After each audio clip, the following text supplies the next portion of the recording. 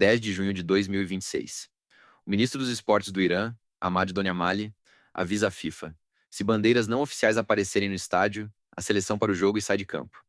É a primeira vez na história que um país ameaça abandonar uma Copa no meio da partida por causa do que a torcida vai exibir.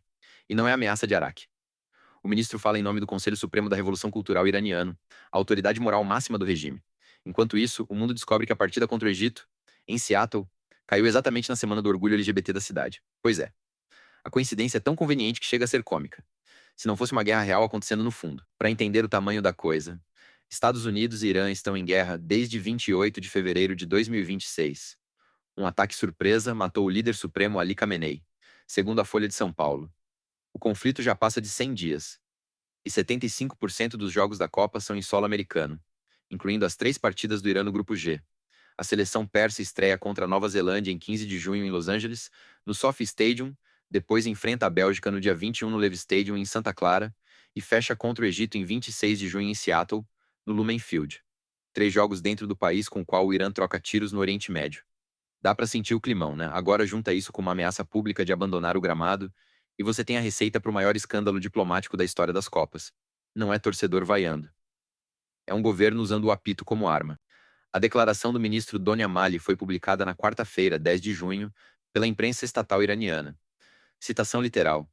Informamos à FIFA que, se bandeiras não oficiais forem levadas aos estádios, ou se forem entoados cânticos contra a seleção nacional nos Jogos do Irã na Copa do Mundo, o chefe da delegação certamente será responsável por interromper a partida. O alvo específico é o jogo contra o Egito em Seattle, que cai exatamente na semana do orgulho LGBT da cidade, segundo o G-Globo. As federações do Irã e do Egito já pediram à FIFA que impeça atividades LGBTQIA no estádio. O plot twist é que a FIFA diz ter dado garantias de que não vai rolar incidente. Mas em abril, manifestantes já tinham ido para a frente da sede da entidade em Vancouver pedir a exclusão do Irã do torneio, alegando que a seleção representa a Guarda Revolucionária Islâmica, não o povo iraniano, de acordo com a Folha de São Paulo. E não são só ativistas.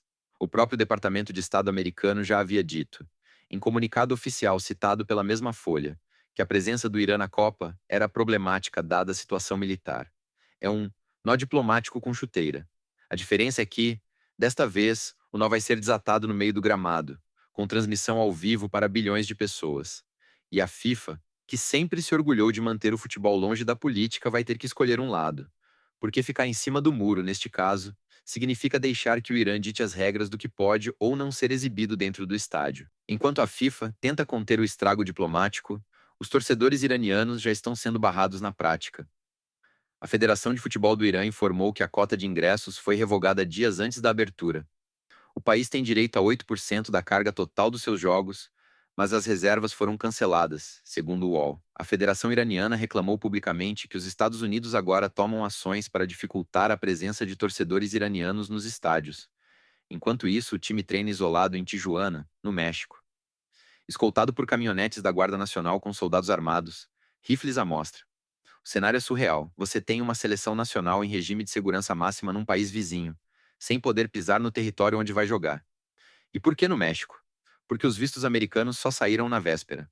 O Departamento de Segurança Interna dos Estados Unidos autorizou a entrada no país apenas 36 horas antes de cada partida, segundo o All Sport. 3 amistosos preparatórios foram cancelados. Um contra a Argentina, outro contra a Argélia e um terceiro contra a Croácia. Porque ninguém sabia se o time ia conseguir cruzar a fronteira a tempo. O que é irônico, claro. O Irã está numa Copa sediada também pelo Canadá e pelo México justamente para evitar problemas de visto para os países de maioria muçulmana. Não deu certo. Ou melhor, deu tão errado que virou piada de mau gosto. E tem um detalhe que passa batido. O México, que cedia jogos da Copa, é um dos países que mais deporta iranianos na rota migratória para a América do Norte.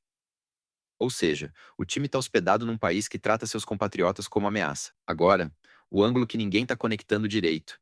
Na terça-feira, 9 de junho, um dia antes do anúncio do ministro. Um helicóptero militar americano foi derrubado por um drone iraniano no Estreito de Hormuz, segundo Donald Trump. Os pilotos não se feriram, mas os Estados Unidos retaliaram, lançando ataques contra território iraniano. Coincidência? Talvez. Mas o mais provável é que o anúncio do Irã sobre a Copa tenha sido pensado como resposta política a esse ataque. Uma forma de mostrar poder sem disparar um tiro a mais. É o que chamo de guerra assimétrica de gramado. Você não precisa vencer no campo de batalha se consegue parar o jogo no campo de futebol e viralizar. Porque no mesmo dia da ameaça do Irã à FIFA, aqui no México, a CNN Brasil registrou confronto entre manifestantes e a polícia no entorno do Estádio Azteca, na cidade do México, antes da partida de abertura da Copa. Centenas de pessoas tentaram acessar a região e foram barradas com veículos pesados e barricadas. Famílias de desaparecidos protestando, não torcedores brigando. Ou seja, em 24 horas você teve drone abatido, retaliação americana, ameaça de abandonar a Copa e protesto na porta do Azteca. A Copa de 2026 mal começou e já tem mais tensão política que muito jogo. E o mais bizarro, a FIFA não se pronunciou oficialmente sobre o ataque militar de 9 de junho. Como se o futebol e a guerra fossem dimensões paralelas que nunca se encontram. Só que se encontram, sim, e vão se encontrar no meio do Lumen Field, em Seattle. E isso é só metade do que ninguém te contou. Toda semana eu volto com um caso desses. Vamos conectar os pontos, porque a imagem completa é mais perturbadora que qualquer peça isolada. O Irã está encurralado. Guerra com os Estados Unidos, torcedores barrados, seleção treinando em outro país, vistos de horas, amistosos cancelados. A ameaça de abandonar o jogo não é sobre bandeira LGBT. É sobre mostrar que, mesmo fragilizado, o regime ainda tem poder de pauta global. Seattle, 26 de junho, Semana do Orgulho LGBT da cidade. Se a FIFA permitir bandeiras, o Irã sai de campo e a imagem corre o mundo. Um país islâmico abandona a Copa por causa de diversidade sexual em solo americano. Se a FIFA proibir as bandeiras, a entidade vira alvo de protesto global e o arco-íris vira símbolo de censura. Não tem saída limpa. E aí entra o Egito, que joga contra o Irã nesse dia. Os egípcios também pediram a proibição de símbolos L, G, B, T, Q, I, A, formando uma aliança conservadora inesperada no grupo G. O jogo em Seattle pode se tornar o momento mais assistido da Copa inteira, e não por causa do futebol. Isso muda como você vê a Copa. O torneio deixou de ser só esporte. É o tipo de paradoxo que faz a geopolítica ser mais interessante que qualquer jogada ensaiada. O Irã, ao ameaçar sair, garantiu que todo mundo vai olhar. Exatamente o que eles querem. E agora a FIFA tem que decidir se defende o arco-íris ou se curva ao ultimato.